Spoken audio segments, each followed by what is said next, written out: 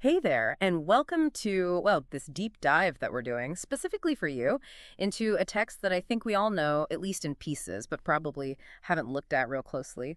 Genesis chapter 1, the creation story. And we're going right to the source, the King James Version, because, well, you asked for it. And it's a text that rewards close reading. It's easy to get caught up in the familiarity of the 7 days and all, Hmm. but there's a depth there, a real depth, that often gets missed. Genesis, remember, this isn't just any book. It's the first book of the Hebrew Bible, the very beginning.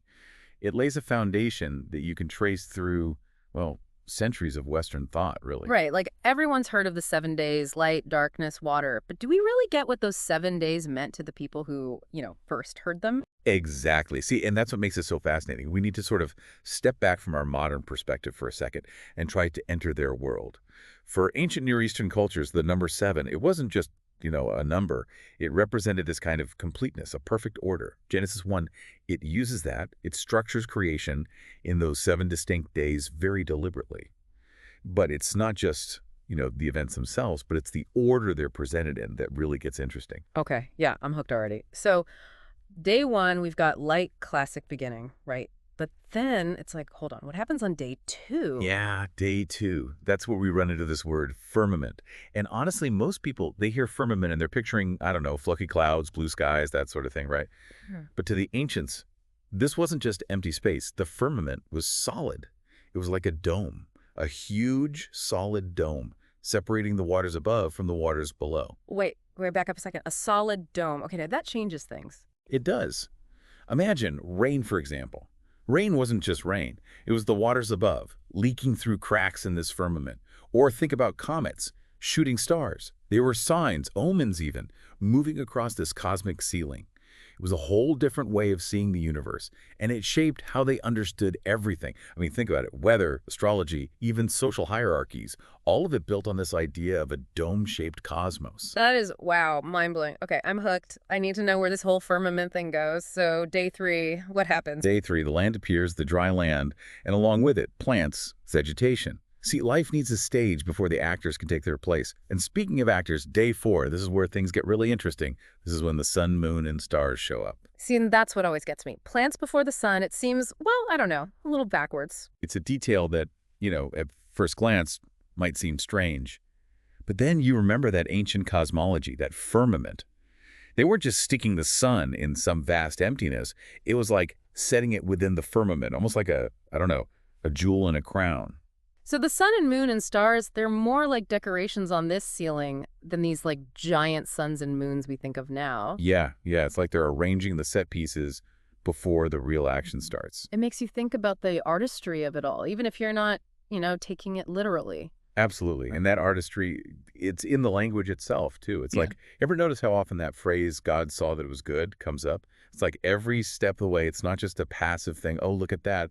It's God putting his stamp of approval on each piece of creation. Yeah. And it builds, this crescendo of good, good, good, all leading up to, well, the creation of humanity made in God's image. And that right there, that phrase, in God's image, that's got to be the most like debated part of this whole thing. I mean, what does it even mean to be in God's image? Oh, man, you're right. That's a question that's kept theologians and philosophers busy for, well, centuries, really. Yeah. But, okay, on a basic level, right, it sets humanity apart. We're different from the rest of creation.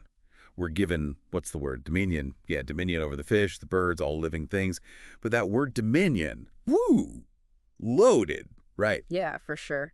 Does it mean we're supposed to be like, I don't know, kings of the world, just take what we want, do what we want? Or is it, I don't know, a different kind of responsibility? And that right there, that's the heart of the whole thing. Are we tyrants or stewards? Are we supposed to, reflect God's power by like reshaping the world in our image or by protecting it, preserving it? It's a question that I think, hits us even harder today. I mean, look at what's happening with the Yeah, planet. you can't ignore it, right? The way we understand our role, are we in charge or are we caretakers? It changes everything. Yeah. And then, that actually leads into, I think, another big idea from Genesis 1 that we sort of gloss over it. You're talking about the Sabbath, right?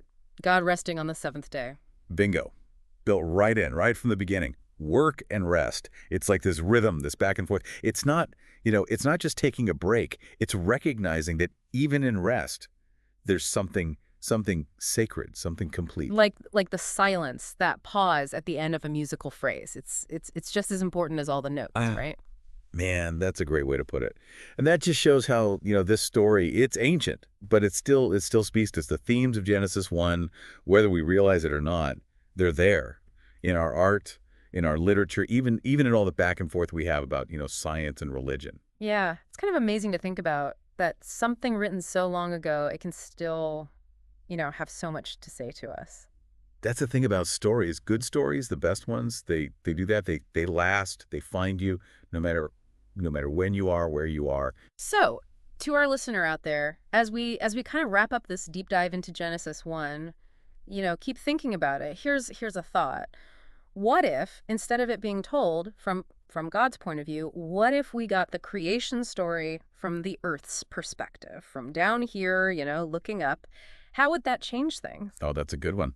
Yeah, what details would be different? What would be the amazing thing? Right, it's something to think about.